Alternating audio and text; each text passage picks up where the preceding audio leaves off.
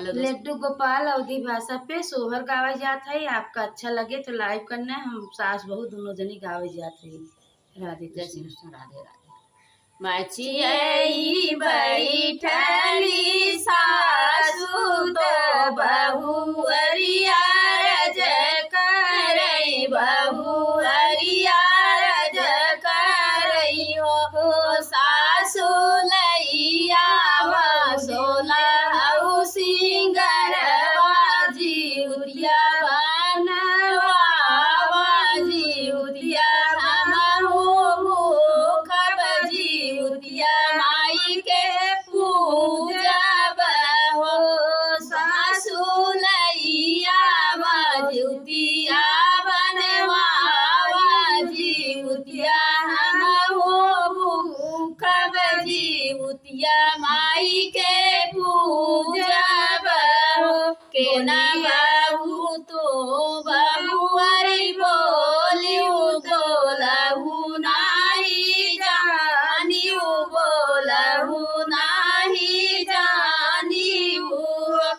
बहुअरी नहीं तोरे पीठी पे भैयावा तो गोदी में बालकवा तो गोदी में बालकवा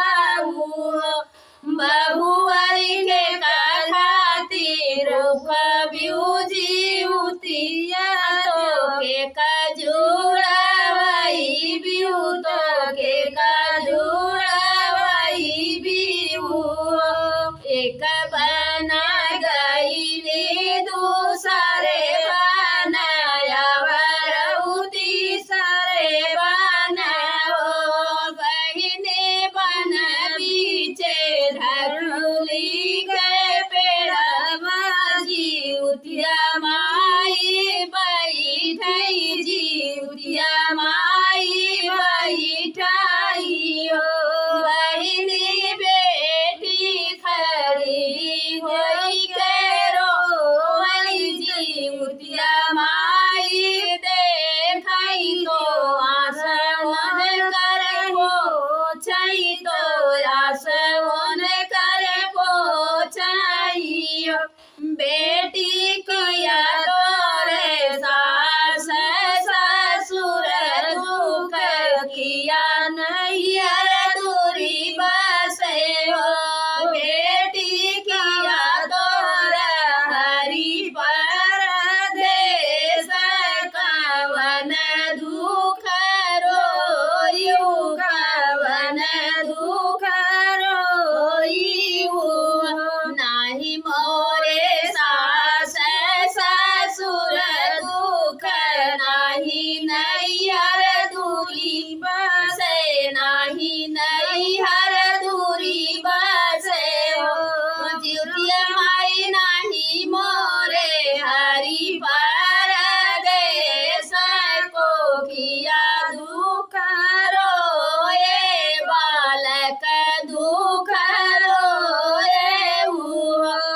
जिउतिया माई हमर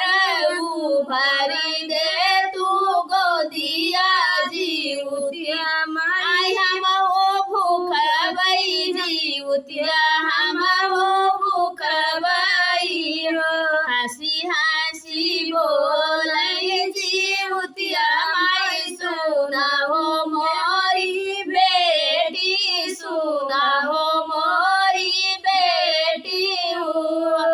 बेटी चली जा तू अपने साजन घरे अपने ससुर घरे हो बेटी अगले साल होई नहीं होरी लवा जिउतिया तू भूखियू जिउतिया तू भूखियू एक बनाया ये दूसरे बनाया वरऊ तीसरे बनाया अपने साजन घरे अपने साजन घरे हो सासु खोली दे चनन के बड़िया जिउतिया माई से